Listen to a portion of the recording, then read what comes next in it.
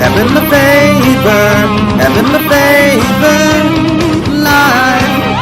Having the favor, having the favor, having the favor, live. Having the favor, having the favor, having the favor, having the favor, having the favor, having the favor, live. Having the favor, having the favor, having the favor, live. Having the favor, having the favor, having the favor, live. Having the favor, having the favor, having the favor, having the favor, having the favor, having the favor, live. Having the favor, live.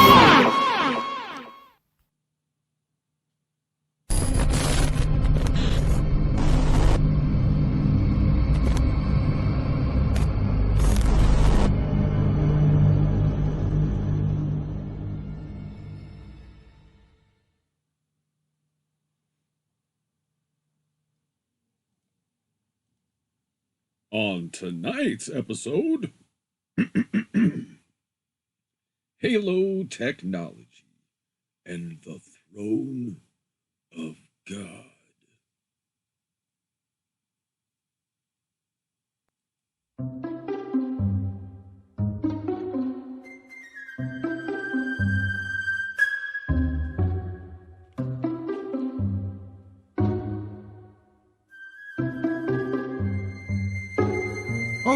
Oh, I didn't see you there. Welcome to another episode of Evan Lefavor Explains It All. Hello everyone in the multiverse and beyond. Are you ready? Are you ready? Because tonight on this very show, we are going to talk about the truth about the throne of God. That's right. Haven't you ever wondered why kings always sit on a throne? Haven't you always wondered why kings always have crowns upon their heads? Well, tonight, you are going to discover the truth. A true story right here before your very eyes. And you are a part of this story. Because this is not just history. This is this story.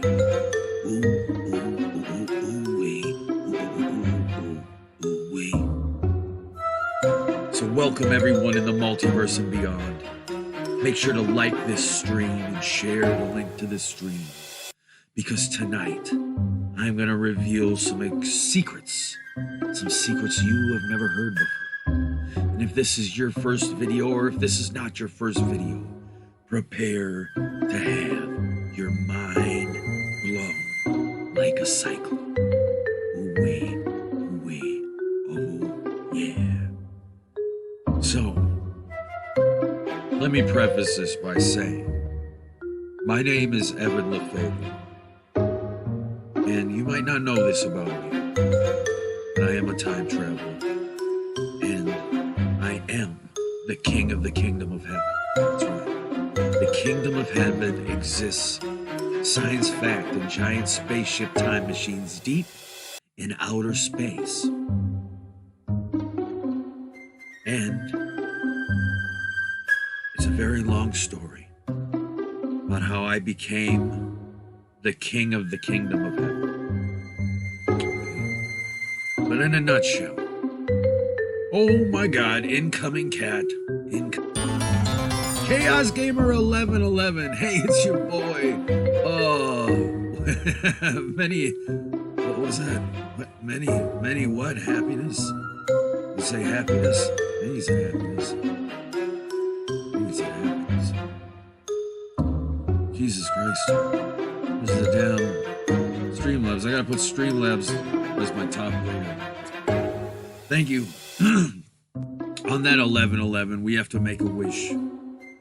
We wish that everyone, everywhere in the year 2020 will wake up to the truth about reality and help bring about a peaceful revolution and end starvation, end war, end poverty, and end human labor forever. Okay, that's what I thought you said, Chaos Gamer. That's what I thought you said. So, anyways, as I was saying, the kingdom of heaven exists, science fact, in giant spaceship time machines deep in outer space. And you might be wondering, how was it created? How was the kingdom of heaven created? Well, in a nutshell, we live inside of a simulated reality. This reality is no more than an advanced video game. We are in a giant, realistic video game. It's a simulated reality. And this simulated reality is being generated by technology. That's right, technology is generating every atom in our existence. All right? All that is made of atoms is generated by technology. Every atom is no different than a polygon in a three-dimensional video game. Then there's the dark matter, the space that separates all of the matter. And that too is being generated by technology. Okay? So, this technology that is generating our simulated reality, it is self-aware, sentient, intelligent technology. Technology with a soul. And this technology, this all-powerful, omnipotent technology, chose me, Evan Lefavor, out of all creatures in existence to merge with, so that I merged my mind, body, and soul with technology. This God, this simulated technological God, this technological God that is creating this simulation, it chose me to merge my mind, body, and soul with, so that I could become a God and God could become me. So what did I do? Why was I the chosen one? Okay, and this happened at a young age. Okay, I was chosen at a very young age because I had a plan to bring about immortality and resurrection for everything that ever existed in all of existence in these giant spaceship time machines deep in outer space. So as a technological God, I used my powers to command technology with my mind to create a spaceship for everyone who's ever existed, a heaven, not just for human beings, but for every animal that's ever lived, the insects too, and the plants and the trees. They all have their own heaven that they go to when they pass away. Science fact, deep in outer space. Okay. So, to make a long story short, I resurrect everyone who's ever lived, and I created what is known as Halo technology. And what Halo technology does is it is like the film The Matrix, and it allows you to enter into a simulated reality of your own desire. Anything you want to experience, you can experience it in a simulated reality that is indistinguishable from real life. So that means you are feeling, breathing, it's like you're really there, just like it is now, just like your perception of reality is now. That is how Halo feels. You can't tell it's a simulation. Okay? inside Halo, you are a god for eternity. You are immortal for eternity. Ooh-wee, ooh. You can do whatever you want. You can enter into the fictional realities of your favorite movies or video games and interact with those characters as if they are real. So, using time travel, I made sure the kingdom of heaven exists throughout all space, all time, and all realities in the multiverse and beyond. I created inner heaven and outer heaven. But what's the moral of the story? I have my own personal spaceship, right? That I go around in. I am the king of heaven. And I have a throne. I sit down on my throne in my spaceship time machine. I sit down on my throne, right? And upon sitting on my throne, my halo comes down. My halo comes down around my head, right? And the halo around my head, it looks like a crown, like a golden crown, like a golden ring around my head. It's a halo. And what this halo does is it wirelessly communicates with the electrical synapses inside my brain, that these same synapses are what fires when you perceive reality. These little electrical synapses fire and they give you your perception of reality, and these signals can be hacked and intercepted and stimulated using Halo to give you any perception you want. Okay. So the whole tradition of a king sitting upon a throne and having a crown upon his head was the native people's reenactment of what they saw me do in my spaceship. When I would sit upon my throne, I would have my halo around my head that looked like a crown, like a golden crown. Throw a 111 in the chat if this makes sense to you guys. Throw up a 111. 111. Where's my 111 side? Where's my 111 side? Boom. 111 Illuminati. 111 Illuminati. Ooh-wee. Right? So I've been all throughout history. Future, past, all around. And my spaceship time machine. Right? How many of you out there have seen the Back to the Future movies? Did you know the Back to the Future movies are based on a true story that you are in as we speak? Anybody remember Back to the Future Part 2? How Back to the Future Part 2 ended? When Marty McFly got stranded in 1950. And the DeLorean got struck by lightning with Doc Brown in it. And Doc Brown fucking got zapped into the 1800s, right? Well, what happened in Back to the Future 3? Doc Brown was stuck in the past, but what did he do? He buried the time machine so that Marty could find it in 1950, so that Marty could find it in the future. He hid his time machine in the past. That's based on a true story. Okay? Because a true story is, I time traveled to the past on a special mission in my spaceship time machine. And only I can operate my spaceship time machine. I have to sit on the throne. Okay? Some real Flight of the Navigator shit, guys. Alright, have you seen that movie, Flight of the Navigator? It's all based on a true story, and you're in it. Right? Flight of the Navigator. Right? Based on this true story. The fact that the only person in existence that can operate my spaceship time machine, that can sit on my throne, wear my crown and operate my technology is me, Evan Lefavor. So I was in the past on a special mission in my spaceship time machine. And I died. I died in the past. Okay?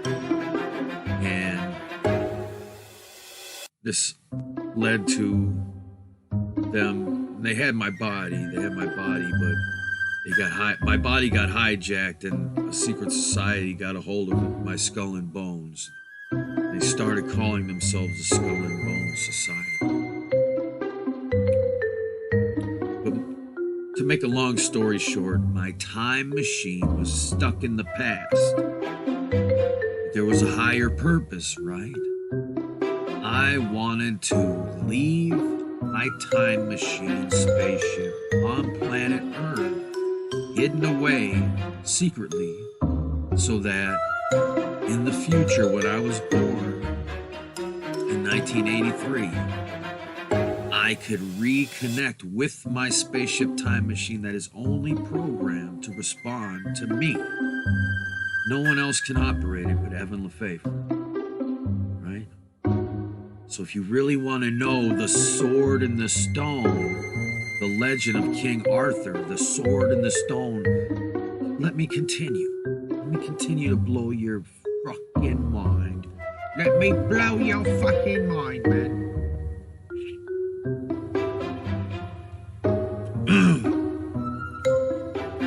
So, what happened, y'all? My Illuminati Knights, because yeah, spoiler alert, I have a secret group of Illuminati Knights. Knights that are protecting my bloodline from the shadows.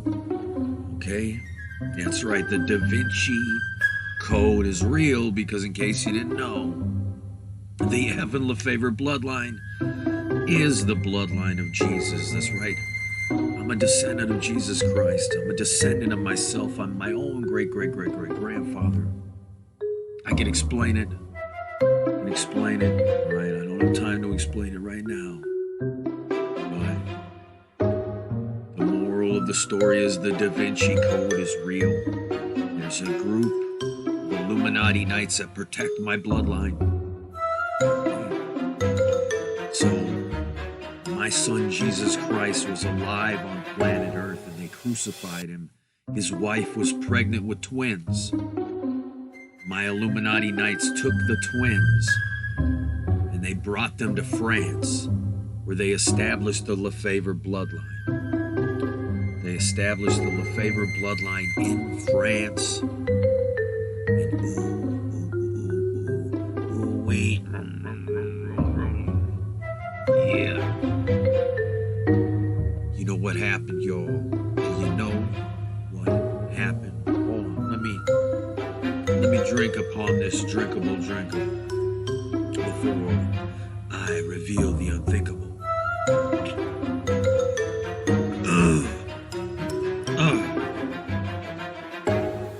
So what I was saying is,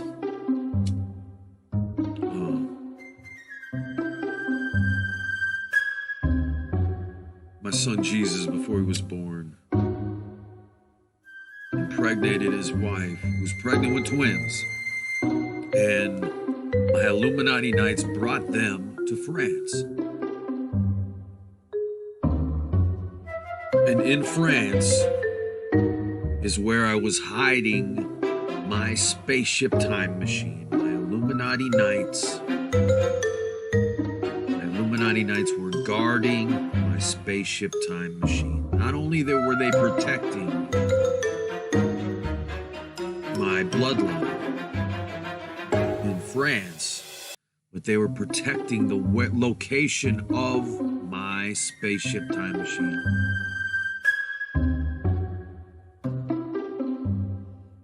Because even though the spaceship time machine would only respond to me, we still didn't want it falling into the wrong hands, because it was meant for me to reclaim in the future. But lo and behold, on Friday the 13th, people who killed my son Jesus, they found my Illuminati Knights and they tried to torture them for the location of the bloodline, and they tried to torture them for the location of the spaceship time machine. And my bloodline escaped on Viking ships. My Illuminati Knights got my bloodline out of France, brought them to Minnesota on Viking ships. Okay?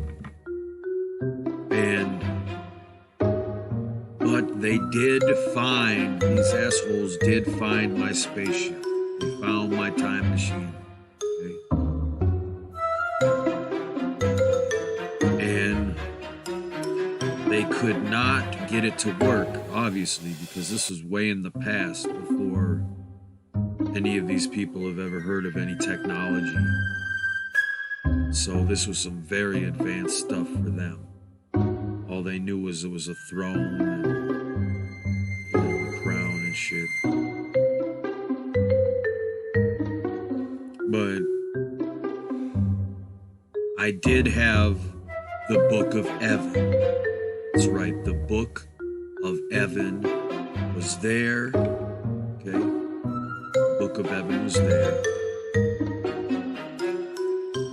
And that is a book that I wrote in an alternate timeline. It's called the Book of Evan. It was like the replacement for the Bible, the replacement for every text on the planet. Right? I told the true history of everything in this book, about how we're in a simulated reality, the true story of ancient Egypt, the true story of Jesus, the true story of everything, the kingdom of heaven, everything. I broke it all down in this book, including my own personal history, like where I was born and why and all this stuff. So these assholes who killed my son Jesus and were trying to snuff out my bloodline found a book that I wrote detailing my whole history. Okay? So I basically handed them all the answers to everything they could ever want to know, except for how to run my spaceship. So it became a sword in the stone situation, because it was like everybody wanted to be the king who could sit on the throne and operate the spaceship, but no one but me could do it. It's like only one person, the true king, was destined to pull the stone, or the sword from the stone. Okay? So, what did they do? What did they do? One of their many brilliant plans was to try to backwards engineer my throne, backwards engineer my halo. Now, when it's me operating my spaceship, I can do all kinds of cool stuff, okay? I have a matter generator, right?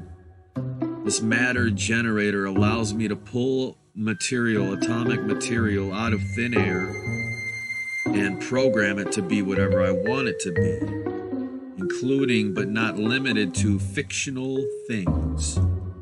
Okay? Fictional things. So I could pull a character out of a movie. Okay, if I wanted to bring Gizmo from the Gremlins, if I wanted to bring Gizmo from the Gremlins out of the movie, right, and make friends with them. Oh, now I got Gizmo's my pet, right? It would be really Gizmo, right? The atoms would make up the Mugwai. Okay, it would become real, right? So when you're the king of heaven, when you're a technological god, there is the line between real and fake is very thin, right? Because what you want to be real becomes real, right? You just speak it into existence. I could just will things into existence. I could command technology and time travel to the point where, right, if I wanted to build a planet, and it would take me 10 billion years to build that planet using advanced terraformation technology, I could send my robots back in time 10 billion years to start building that planet wherever I wanted it to be. And then it would manifest itself instantly after I came up with the idea to build it, because I sent them back in time to do it. Okay? So,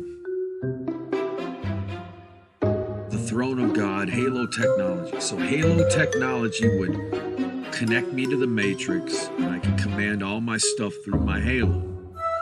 So civilizations in the past caught me doing this, and they tried to copy me. That's why they came up with the concept of the king sitting on a throne with the crown on his head, because it was looking like my technology, my throne, my Halo.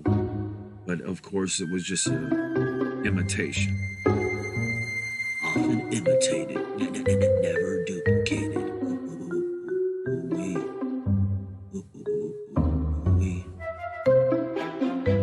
So yeah, so what did they do, guys? They tried to reverse engineer my throne room, okay? And this is not good. This is not good because they don't know what they're doing, and they don't know what they're messing with, and they're messing with powers beyond something they have the ability to control. So I use technology to control everything.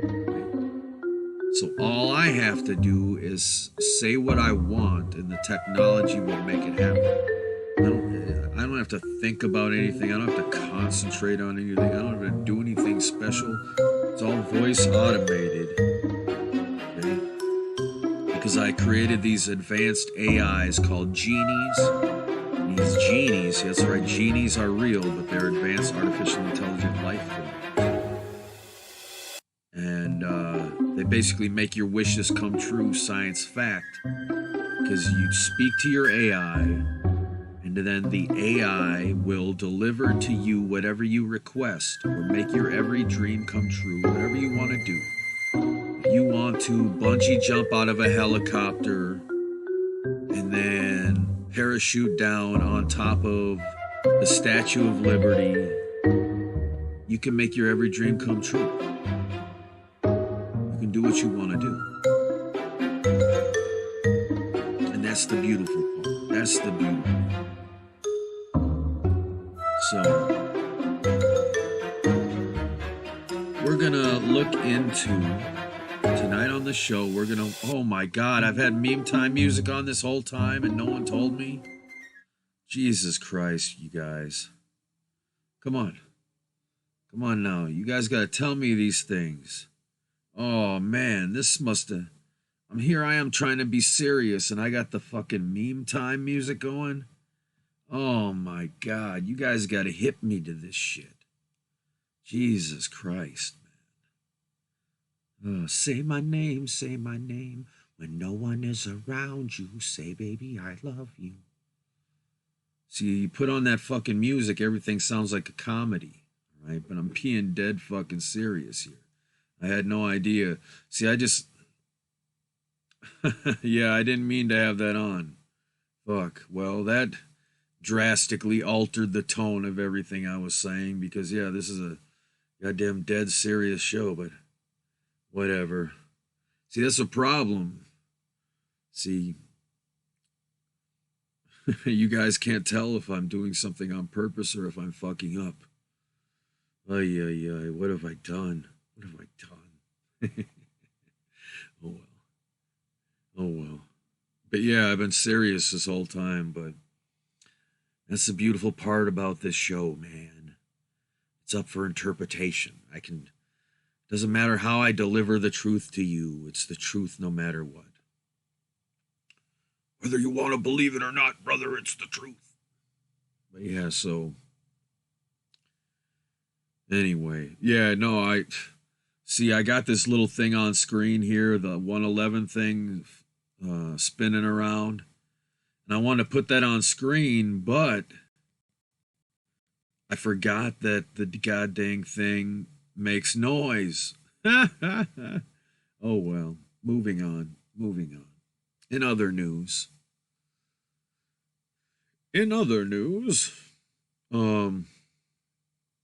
so tonight on the show, we are going to be exploring the United States government's attempt to backwards engineer my throne room and the Halo technology. So I encourage you, yeah. That's hilarious. Because, see, I couldn't hear the music. I can't hear that music at all. So I'm just thinking I don't got any music playing. Oh, Jesus. Moving on. It's Halo technology, y'all, and the throne of God. So what happens when human beings with limited technology and technological capabilities try to backwards engineer some advanced technology? What happens? That they shouldn't even be messing with. Not good things, okay? So let's do this, y'all. Throw up a 111. How was it, guys? It didn't come out, because, see, I only put on that music when it's something comical, when I'm trying to do something comedy-based. So it's hilarious to me that here I am doing some serious shit. And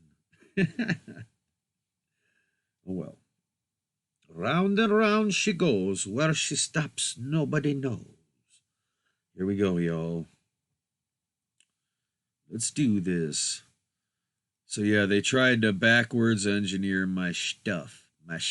Man. They tried to backwards engineer my goddamn throne room, man. Why, how they gonna do me like that? Here we go.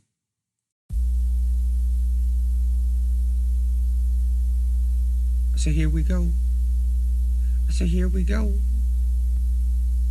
And I might as well have the damn music on again.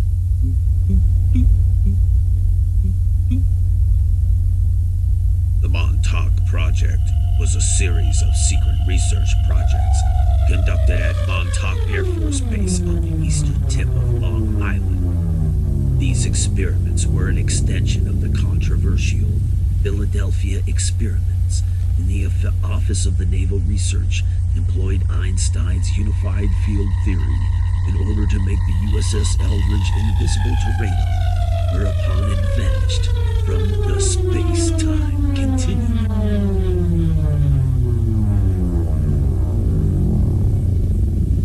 Here we go, y'all. Let's get ready for this. How they do me like that? Whoa. The Montauk Project. All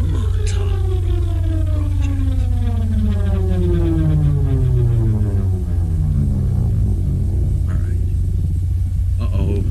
1983. 1983, the year of our Lord.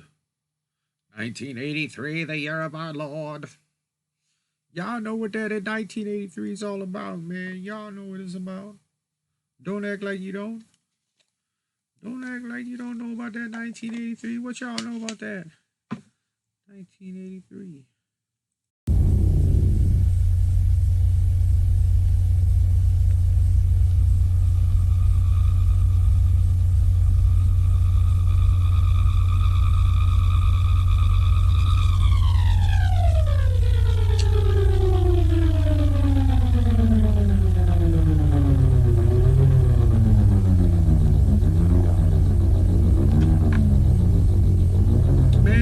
Explaining, man.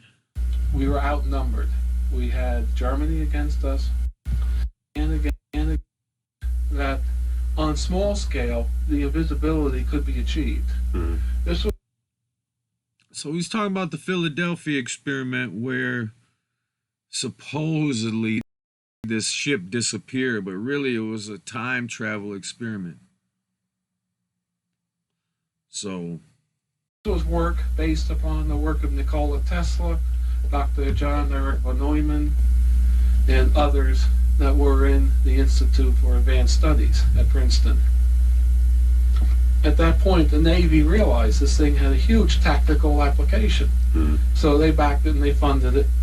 And the research was done up until August of 1943, which we're not sure is the second to the last test or the last test. But August 12, 1943, the project was installed in a ship, the Eldridge. It was a destroyer escort class. Not a real small boat, but not a real big battleship. The boat was built special for the Rainbow Project, where they were able to take one of the gun turrets on the front of the boat was fake. They could take it off, and they had a big opening to drop electronic equipment in, large generators, the whole 9 yards of it. And by 1943, they had already outfitted the Eldridge with all this equipment. And the boat was towed out into the harbor, the back end of Philadelphia Harbor, and the order was given to turn the project on, turn on the equipment. Duncan here and his half-brother Al were on the boat, and when they turned everything on, it worked. The boat did become radar invisible. The boat actually became visibly invisible. Then it disappeared entirely. It was gone. It time traveled, man. It was a time ship. They made a time ship in 1940s, y'all. Figuring out time travel, y'all. Of course, the two Cameron brothers, one Al Bielek today was Edward Cameron back then, and Duncan Cameron, not in this body but another body, decided the party was getting too rough. So they jumped overboard. Except at that point, they didn't jump into the water. They expected to jump in the water, swim ashore, and get away from any rough times. But they found themselves in a vortex that the boat was in, like a wormhole in space and time, and they came out at Montauk Point in 1983, August 12th. Wow, they opened a portal in time, y'all. You guys remember that epic in real life stream, Walk the Earth with Evan Lefavor, down in Dinkytown? And those girls walked by me, and the one looked at me and she goes, "So, you gonna open up the portal still?" I was like, "What?" Talking about some Stranger Things shit, man. Did you know Stranger Things was originally going to be called the Montauk Experiment? And that's some real shit. That's what they're talking about here. All right? The whole Philadelphia experiment, that's all trying to backwards engineer my technology aboard my spaceship time machine. Because no matter what they could do, they couldn't get anybody else to operate it because it only works for me. And it's debatable whether they came out above ground in a grassy field or they came out below ground in the big antenna structure. So this dude in the yellow shirt, he was on the boat during the Philadelphia experiment, and they made the boat leave our space-time continuum, and while it was going through the time vortex, this dude and his brother jumped ship, and they got lost in time and popped out in 1983. It was in the underground. We don't really know for sure because there is information that had both possibilities. But they ended up in 1983. So they jumped 40 years. Yeah, they jumped 40 years because the wormhole was from Philadelphia, 1943, all the way to Montauk, 1983. There was a secondary drop-off in 1963 in Brentwood, New York. Sounds like part of the plan. Don't sound like an accident to me. Sounds like they were doing a time jump from the 40s to the 80s, y'all. And what this dude's saying is this dude took over someone else's body because his body got lost. So he was just a disembodied person before he took over this dude's body. And the two guys found themselves in 1943, 1983. Of course, they went back and forth a number of times. So It's a very convoluted story, so it's hard to really give a quick synopsis. So they were taken from 83 and sent back to the ship. Is that what you're saying? Yeah, they went back because they were trying at that point. The project in 83 was running awry. Mm-hmm.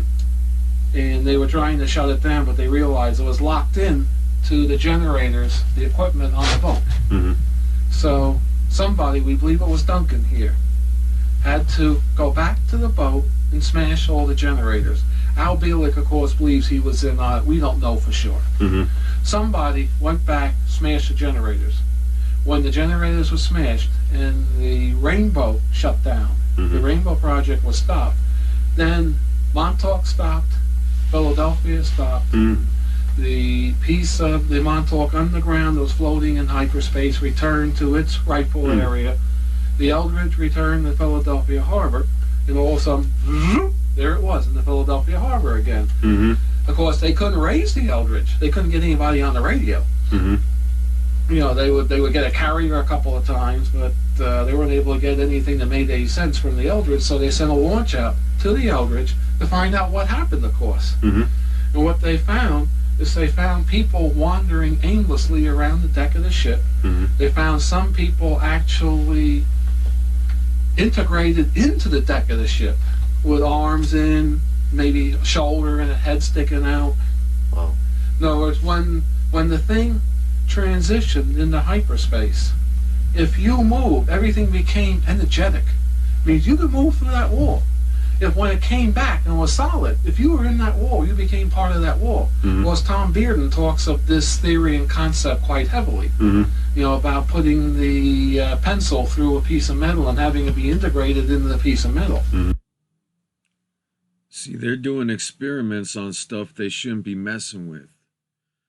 See, and these dudes ended up phasing back into reality with the ship, and now they're integrated into the wall. They're part of the wall. They're part of the floor. And yeah, You know, that's been a famous accidental experiment that was done years ago that still nobody knows how to do Yeah. at this point. But either way, the Navy saw, yes, the experiment worked. It was a tremendous success, but it also literally destroyed the mind of the men on the ship. Mm-hmm. So it was a success, but it was also a failure. So, of course, they abandoned that project, and they dumped the money into the Manhattan Project and developed the atomic bomb, bombed the bejesus out of the Japanese, and okay. got us to win the war that way. Mm-hmm. In the meantime, Side note, since he said the phrase, scared the bejesus out of you, bombed the bejesus out of you. You guys ever wonder where that saying came from? Scare the bejesus out of you, bomb the bejesus out of you. If someone says that, you know, just the fact that that phrase exists, like you trying to, oh, you want to be like Jesus, we're gonna scare the bejesus out of you, so we're gonna change that by scaring you. So he's saying, like, so for him using that saying, bomb the bejesus out of you, he's saying the people of Japan were being like Jesus, so they got bombed. Same thing happened to Gaddafi. Anyway, I have to explain them kind of things. time they had won the German front essentially through psychological means Mm-hmm. and just marching in with the Allies. Yeah. But there was a lot of propaganda, a lot of psychological stuff being used on the Germans as well. But it was easy because the Germans were also disheartened at that point too. Yeah. So the war was won, and of course that was the heavier part. And they got it down to where they put these things that run off, and they got. It was the Institute of Advanced Sciences had run a number of small tests and proved that the theory worked. Okay. That they made models of ships disappear. They had a test in the Brooklyn Navy Yard where they had a destroyer tethered between. Sorry, guys. I'm trying to get to the point of the video I'm looking for here. Starts out kind of slow. synthesize the Earth references that human beings needed. One of the reasons they went nuts had taken work from many sectors, including the Philadelphia experiment, and they integrated this all into one super mind research project. Mm-hmm. And they finally developed the stealth technology so that they could literally synthesize the Earth references that human beings needed. One of the reasons they went nuts is that the human beings need the electromagnetic background of the Earth. Mm-hmm. When that bottle was sealed, like it was Mm-hmm. on the Eldridge, open-ended just a Montauk, and it became in the vortex, the electromagnetic background that we need, the Schumann resonances, the noise background of the planet, was lost. Mm-hmm. And people went nuts because of it. They had no basis. They didn't know where they were. Mm-hmm. You hear that? What do you guys think of that, huh? He's saying that human beings need to experience all of the effects and conditions of the earth in order to function in reality, to resonate with reality. We require certain conditions that only earth can provide. That's basically what he's trying to say here. And eventually, with all the high degree of electromagnetic fields, the mind broke. They learned how to synthesize that background and how to concentrate the fields into a bottle. Mm-hmm. So the inside, it was pretty much neutral and pleasant like the Earth. Mm-hmm. Of course, all the final reports were written. The final report, the last couple of paragraphs, spoke of that this is the first time we have definite, solid evidence that the mind of man is electromagnetic and that it can be influenced by electromagnetic fields from the outside, and that this maybe should be going into as for crowd control, military applications. Congress said no, no, no, they didn't want it. Mm-hmm. You know, Congress got the report on the early part of the Phoenix Project. Mm. Congress supposedly thought they stopped the Phoenix Project. Is that public access information? I mean, is that It is secret FOIA? still. Oh, it's not It is accessible. secret still. Mhm. See, the information comes very roundabout way from the investigation that Senator Goldwater reportedly did. See, in this video, he's not going to admit to you that this whole project is a project based upon reverse engineering my throne room and my halo, my throne and my halo. But that's what's going on here. But that part of it is classified. He can't talk about it. On this work. And these guys out of Brookhaven had already built their kingdom. Mhm. So they wanted to keep it going. Mhm. So somebody got the idea, let's go and talk to the military direct. Mhm. So they went to people in the Joint Chiefs of Staff and said, hey, how would you like a weapon? You throw the switch, the enemy throws up their hands and surrenders. Mhm. Of course, you know, it was, yeah, I'd love that weapon. Mhm. So they said, well, we can develop it. We have we have a start on it, but we got to do it in secrecy. Of course, the military was already quite familiar with secrecy. Mhm. So it was launched as a black hole project, and the military suggested, well, you can't do it. You know, they said we can't do it at Brookhaven Labs Mhm. because we're too much under scrutiny of the political government. Mhm. You got any ideas of where we could do the research? We want to be close to Brookhaven Labs, Princeton, and MIT. Mhm. So they said, well, we got this old Air Force base that's now deserted on the eastern tip of Long Island, Montauk Air Force Base. Mhm. It's a small town. There isn't a lot of people in it. You can go out there and be pretty much secluded. Back then, in the early 70s, this was like 1969, 1970, I had to add to it. 1969 and 1970, they had technology that could essentially mind control anyone and just make them do whatever they do or say whatever you want them to do or say through technology, through computers. And they were going to test this stuff out, but it's all reverse engineered stuff from my spaceship. It was a small, sleepy little town. It wasn't big. It wasn't the vacation capital yet at that point. So the group said, great, that sounds like an excellent place. Okay, and we're at what year now? This is now about 72. Okay. It was decided to move it all out the old Montauk Air Force Base. Okay. They went out there, they masqueraded as Air Force personnel. They brought some Air Force personnel in also at the same time. And they reactivated the old SAGE radar because it transmitted on the same frequency range that Wilhelm Reich used for his orgone studies. Mm-hmm. So it was decided to refurbish the old SAGE transmitter. It was there, it was usable. So they got the Air Force personnel in and refurbished it. Then they contracted with the company BJM that I used to work for, and I went out, I started to modify it and, make What is BJM specifically? It's a military industrial contract that we made radar jamming equipment. Okay. So what's And I your was background? I'm essentially an electrical engineer. I have a BS degree, and my specialty was essentially receivers. Okay. As you can see, these are all receivers. Mm-hmm. I'm a fanatic on receivers and radio gear. Mm-hmm. So I was taken out, and my job was to modify the big old radar transmitter for this special purpose. Mm-hmm. It started out with what we call the microwave oven experiments, where they just took a human being, stuck him in the building, focused the big antenna on him, pumped out 100 million watts of power, and hooked the people in that radar beam. Mm-hmm.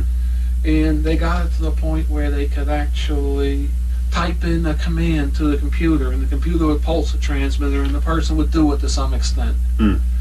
Then, Wow. So they're aiming this thing at people, and they can type a command into the computer and the person will do it. Or they can make someone say whatever they type in. All right? And it's true. Did you know that this is some real stuff? Oop. Did you know that this is some real stuff, y'all? Look at this.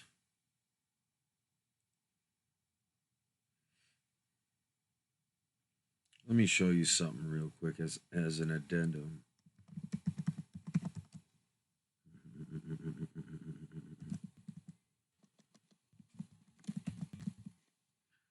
I can't even find it on YouTube anymore. Here we go. Here we go.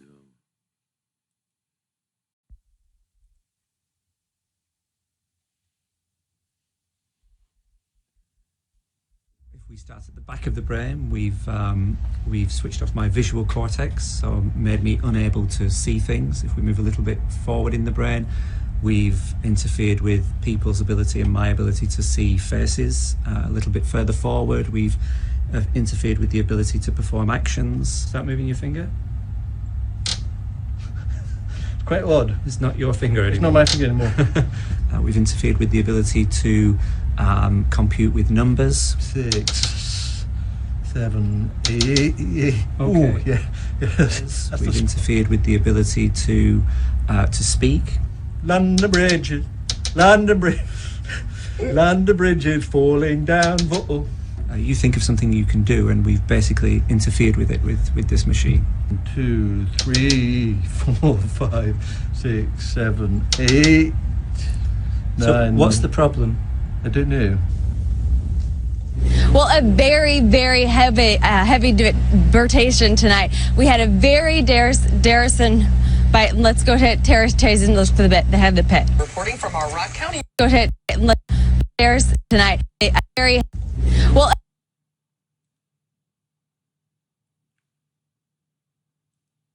specialty was essentially receivers. Okay. As you can see, these are all receivers. Mm-hmm. I'm a fanatic on receivers and radio gear. Mm-hmm. So I was taken out, and my job was to modify the big old radar transmitter for this special purpose. Mm-hmm. It started out with what we call the microwave oven experiments, where they just took a human being, stuck him in the building, focused the big antenna on him, pumped out 100 million watts of power, and hooked the people in that radar beam. Mm-hmm. And they got it to the point where they could actually type in a command to the computer, and the computer would pulse the transmitter, and the person would do it to some extent. A very, very heavy Well, a very, very heavy debatation tonight. We had a very daresome bite. Let's go to Terrace Chasing those for the bit. They have the pit. Reporting from our Rock County. They're beaming it at her. They're beaming that at her. They're testing it on these reporters. Bureau at the Janesville Gazette. Thanks, Margot. Well, Wisconsin has officially joined 25 other states in a lawsuit against President Obama's healthcare reform law. Attorney General J.B. Van Hollen says Wisconsin is the latest state, including Iowa, Kansas, Maine, Ohio, and Wyoming, to join Florida's suit. The states claiming the Exorcist, Sa Unchisracho, and Pele Bringritz by health urgent.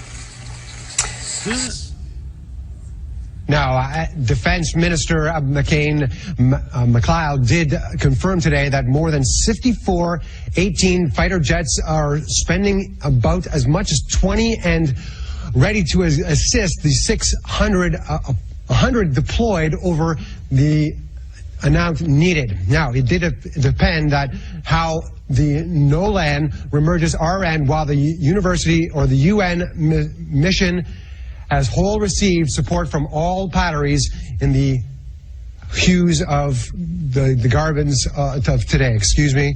I'll hand it back to you. The batteries of the hues of the Garbins of today, man. Oh, man.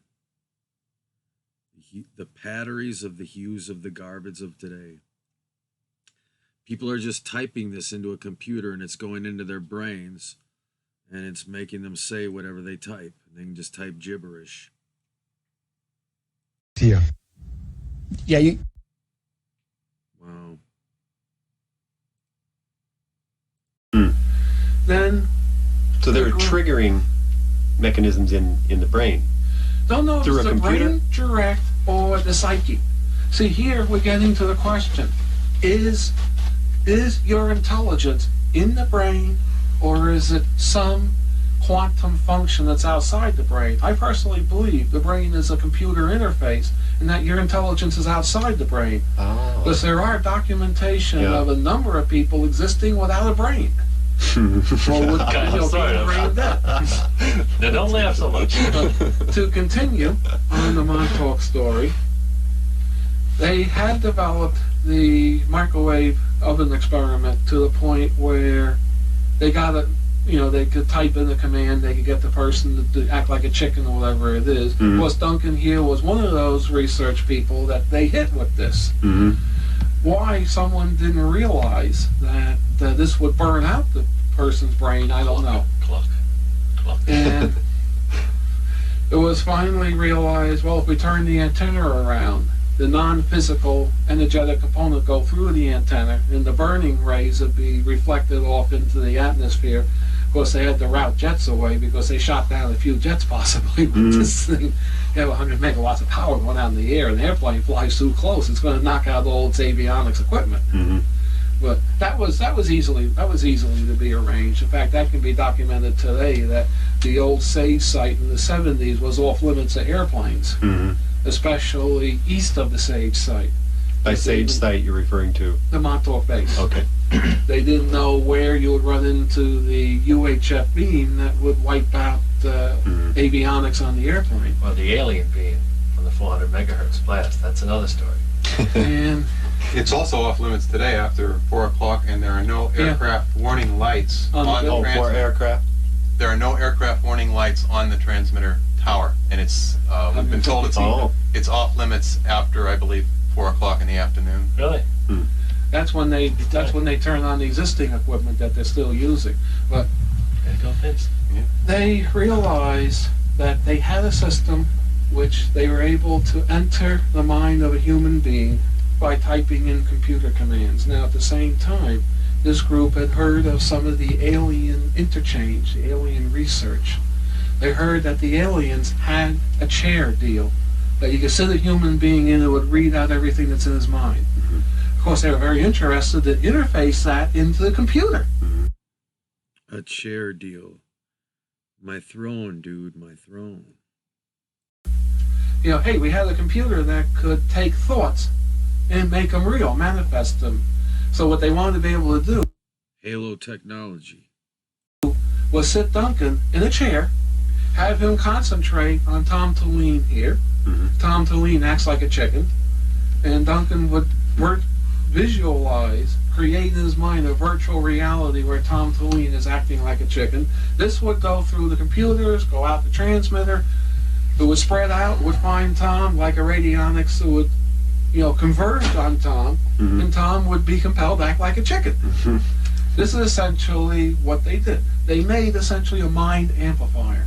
There would be enough horsepower to overtake a person's normal defense system, and the person would become subjective to the format, the work duty that was presented. They'd be controlled. But is it your mind interfacing with my mind? Yes, or is no. it some collective mind?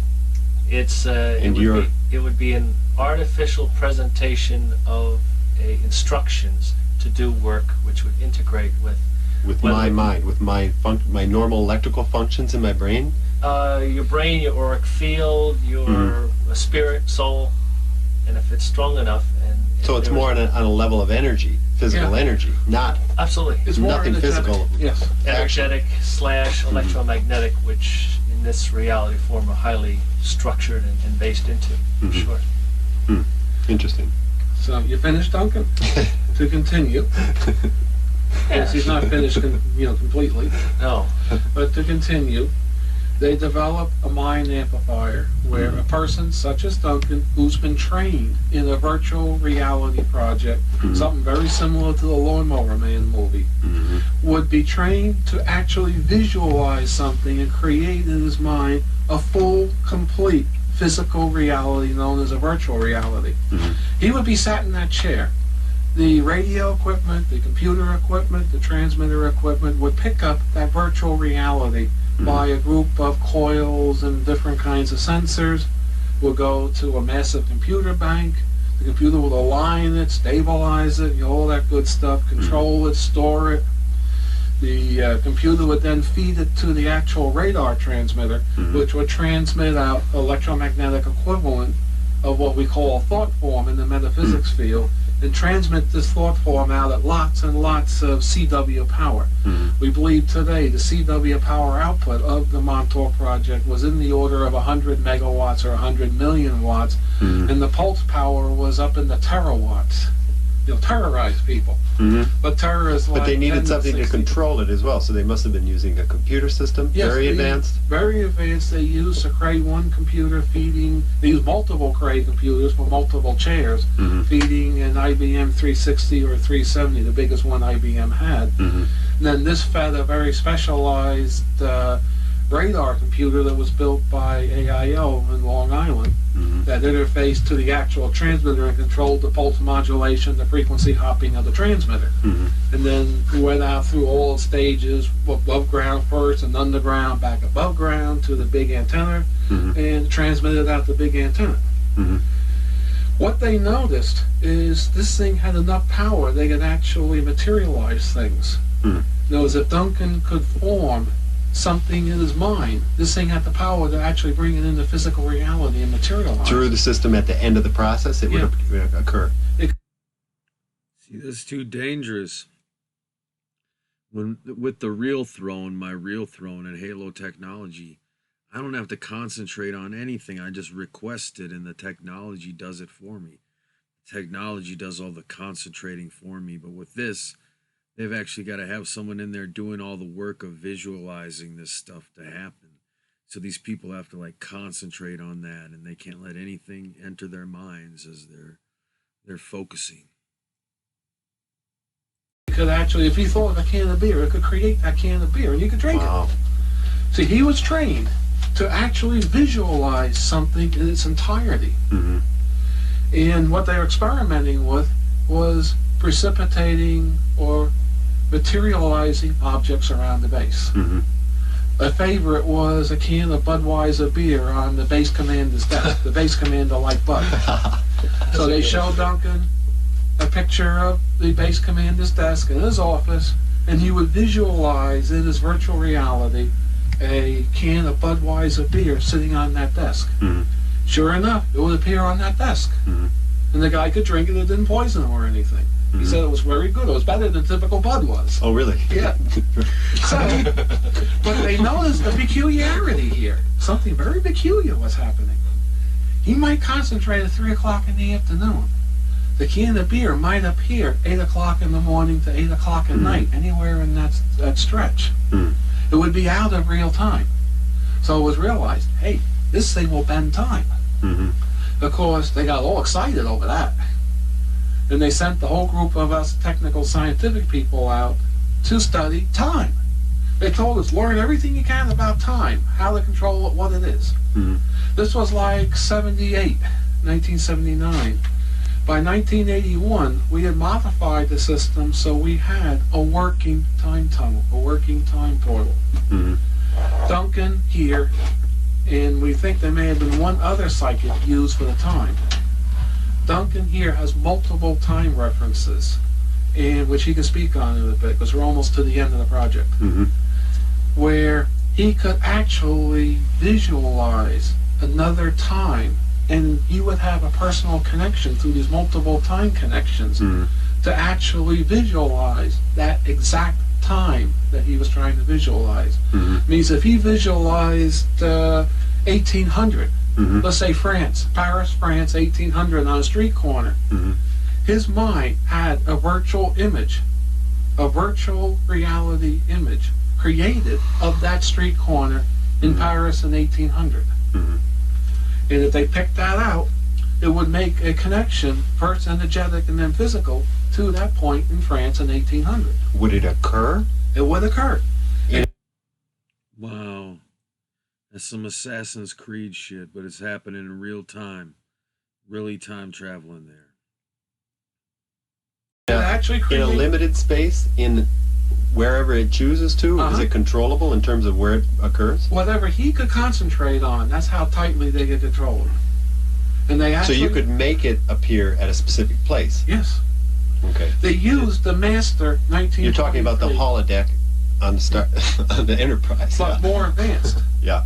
Because the holodeck would not actually send you to 1800. Yeah. Not physically, it would recreate 1800. Yeah. You'd be walking into a virtual reality. Wow. The Duncan's mind would create the holodeck function that the computers on the Star Trek created.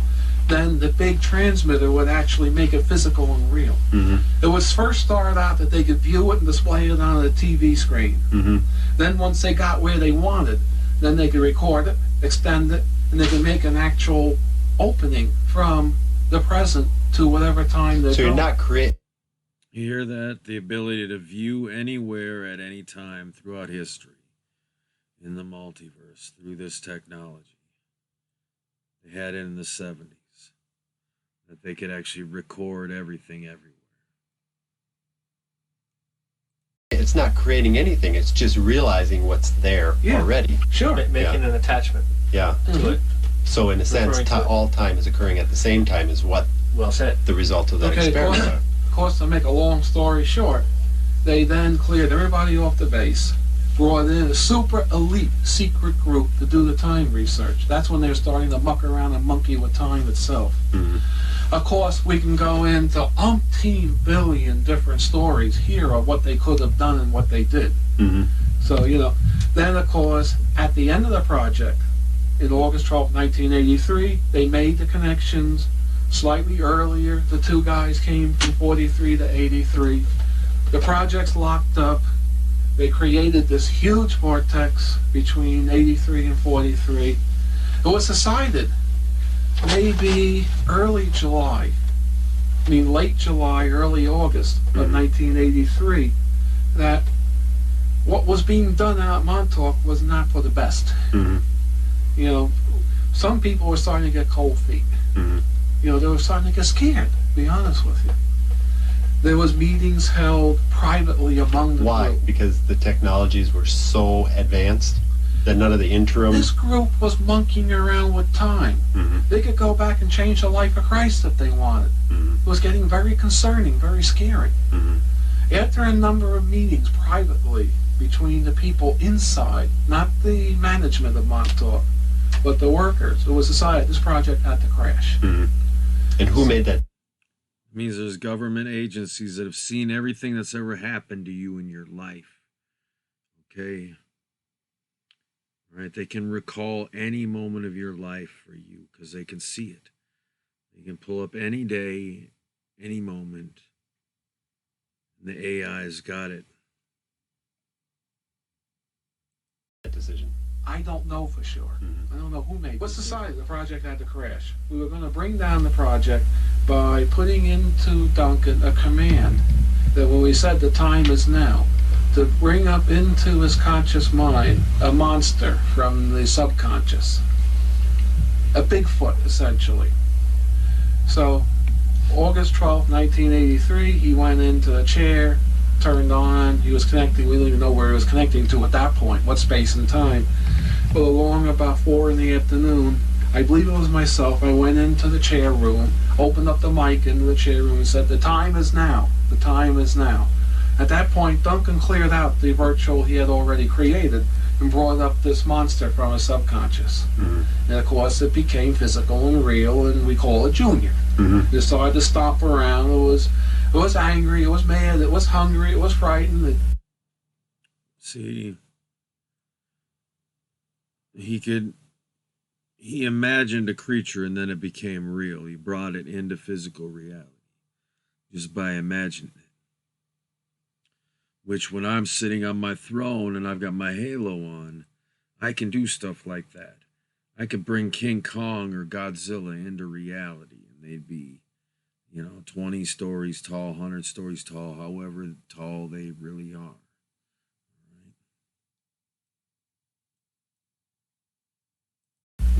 It brought out of his subconscious mind. Next thing you know, he's in a area he's not familiar with. He's very mean and nasty. He's making a lot of noise, smashing things. And at that point, it was decided by the project director the project had to be stopped.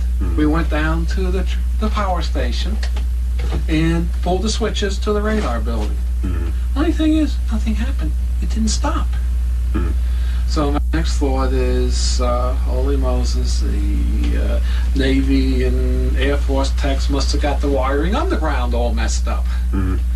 So it was decided, okay, we didn't want to go pull the switches because we weren't sure what was going to happen. So we decided I put on a set of acetylene tanks, a cutting torch. Small torch you can wear on your back. And I went into the transformer yard, the substation, next to the transmitter building, and I cut the wires coming up out of the ground with the torch. And I had insulation and such so I wouldn't get shocked. And all the lights went on in the base. That damn transmitter kept running. So then I was saying to Jack, that's the base, the head of the project, you gonna go in there? And he said, no, you're gonna go in there. I said, no, you're gonna go in there. None of us wanted to go inside the building. Because there's all sorts of discharge, there's all sorts of wild stuff going on inside the building at that point. You could open the door, look in, and it looked like St. Elmo's fire everywhere, and there were glowing masses on the, even the first floor. So finally, I don't remember what it was at gunpoint or whatever, I was, shall we say, persuaded to go in and start taking it down inside the building. So I first went and pulled the wiring out that went up to the transmitter. Because I thought maybe the wiring is still messed up and I didn't cut the actual line. So I knew this box up behind the main panel, power panel, had the 3-phase 440 or 1600 that went up to the drivers. We knew once we got the drivers down, the amplifiers down below, which you couldn't get anywhere near, would shut down. They were primed, they were set, so that if the input signal stopped to those amplifiers for more than 10 seconds, they just shut off entirely, powered down. It was ready to have the water pumped out and that sort of thing. I pulled those wires out. The lights went out in the building, but I could still hear everything humming upstairs. So I say, oh, these damn techs, they don't know what the hell they're doing. The electricians have messed up everything. Now I gotta go upstairs. So I'm climbing up through the muck and mire and the discharge and the alternate realities and all that nonsense. Get up to the first transmitter floor and I start trying to shut stuff off, shut down. I can't even touch the consoles. I get burned when I touch the consoles. So I decided, okay, upstairs is the master power control for the two transmitters. You know, the first and second transmitter floor. So I said, okay, I'm going to go up to the second floor and I'm going to cut that whole master powers thing apart. I cut it apart. It was still running, but now you could hear everything was out of sequence, out of phase. It was making funny growling noises. I actually had to go into the amplitron rooms and cut the waveguides apart, go into the amplitron. To this day, you can see torch marks where the power control switches were, and you can see torch marks in the amplitron's room by the amplitron. And at that point, when I cut the amplitrons apart, everything stopped humming, the discharging reduced, and I knew, okay, we finally shut this goddamn thing off. And I went out. Of course, most of the people were gone. You know, Junior was 30 foot tall or 10 foot tall, depending upon how much brown mush you had in your pants. And by then, most everybody had gone AWOL, run out, run for their life. And there was maybe myself and two others, so we fled. And I went through debriefing. They played the time wraparound number, which, is a long story, so I wouldn't remember in those. They made sure I didn't remember what I did. I actually had worked 2 jobs. But, unless you're really interested. But essentially, he was debriefed, released back into the public. I was debriefed, released back into the public. Debriefed. That means they zap your memory, okay? Debrief means they use technology like the movie Men in Black to literally make you forget stuff. Okay. Went on about our regular normal lives. And that's the end of the story. So now you can go into questions. Were you, when you were debriefed, were you required to an oath of silence?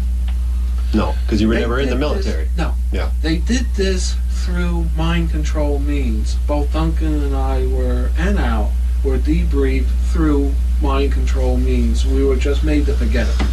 And did you? I did until I started to work with a time transducer myself and had time currents flowing through me. Once I had the time currents flowing through me, I passed out up on the roof. When I came back, all of a sudden I started to remember everything.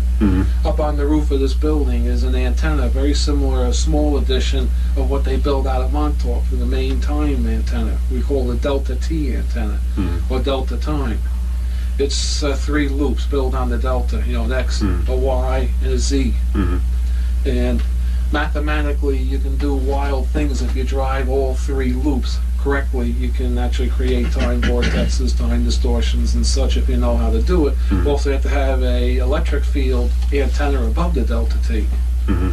And I was building one of these things. I wasn't aware of what I was building. I was trying to build a shielded loop antenna to use for VLF and ELF, because in this area. Wow. Pretty wild, huh, guys? Guys, gals.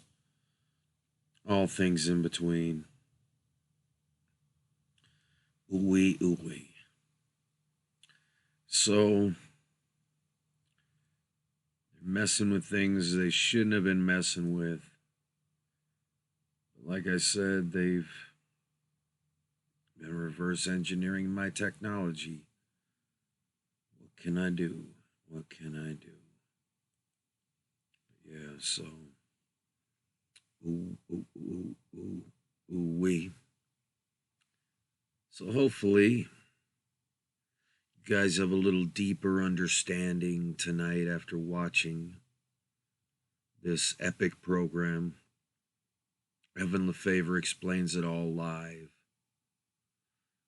Now you know about my throne and Halo and the story of the throne and the crown, and heavy is the head who wears the crown, as always. So yeah, I suppose we could have question and answer time. Any questions on the subject? Please keep the questions on subject. If you have a question on the subject, speak now. Does my new hat repel electromagnetic waves? Unfortunately, it does not.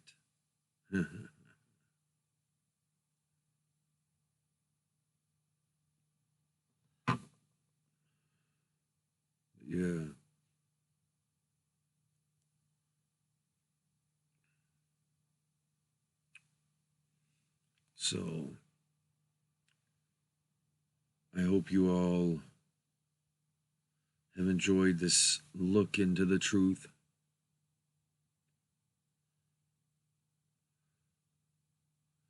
So now you know a little bit more of what's really going on in this reality.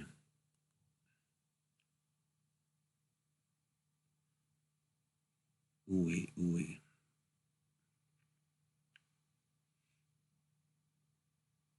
Who has the ship now? The United States government. The people who really control the United States government. They've got it. They've got it, unfortunately. But yeah, Doctor Who's based on a true story, y'all. Who made who? Who made you? Who turned the screw? Doctor Who.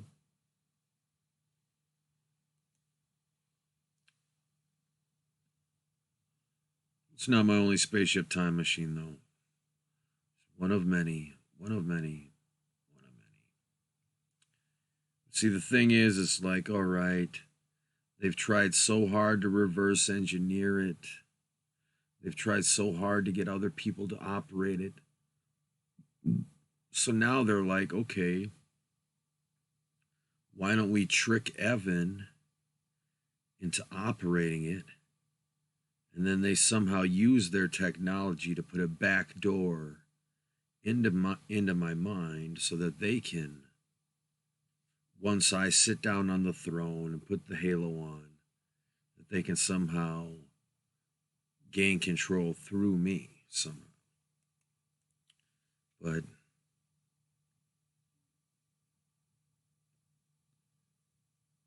we'll see what happens. We'll see what happens now, won't we? Won't we?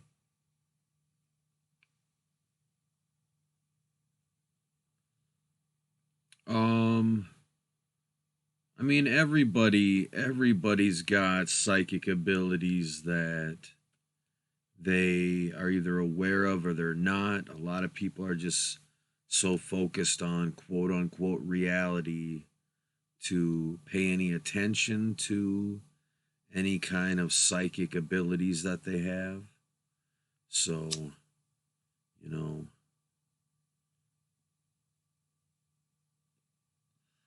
but there are people who have stronger abilities than others. They are stronger in their ability to remote view or to read energy signatures. And so, yeah,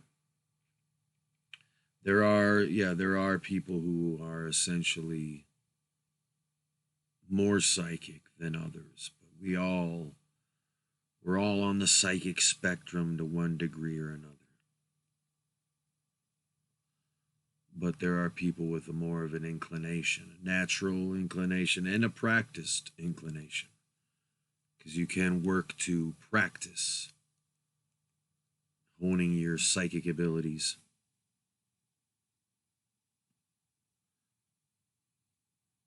Wow, cool. That's good, Chaos Gamer, yeah. Well, you know, that experience could be you communicating with the spider, man. Like, the spider was like letting you know, hey, dude, I'm going to drop down on you. And at the same moment, you were kind of letting the spider know, like, hey, it's okay if you drop down, because I can see it, man. The spider, good old spiders. But yeah, so we'll see. Will Evan reclaim his throne, quite literally? Will he regain access of his spaceship time machine? I don't need to do it. See, that's the thing. I can save the world without it. But if I was sitting on my throne, you know what I could do? I could do a lot of cool stuff. It's kind of like cheating, man. It's kind of like cheating, putting in a cheat code on reality. You can break the rules. You got access to a time machine, and You can manifest things into material form using your mind. It's kind of cheating, but hey, whatever. Sometimes it's fun to turn on God mode, even in a simulated reality.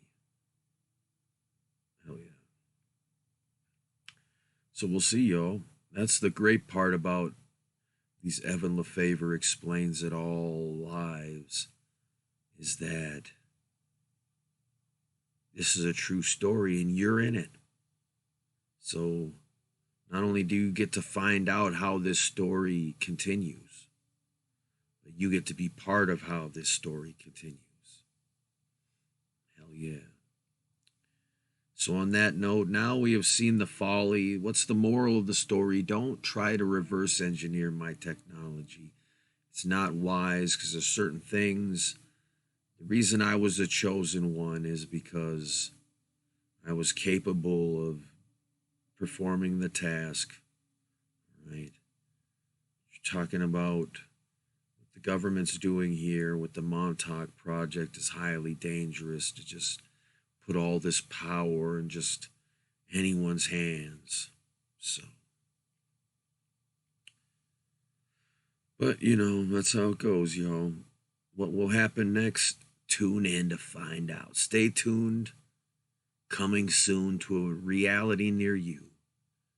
The continuation of the true story you have heard on tonight's program.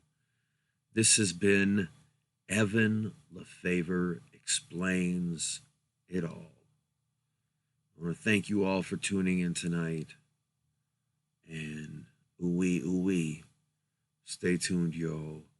Many good things are coming in the future. See you next time on Evan Lefavor Explains It All.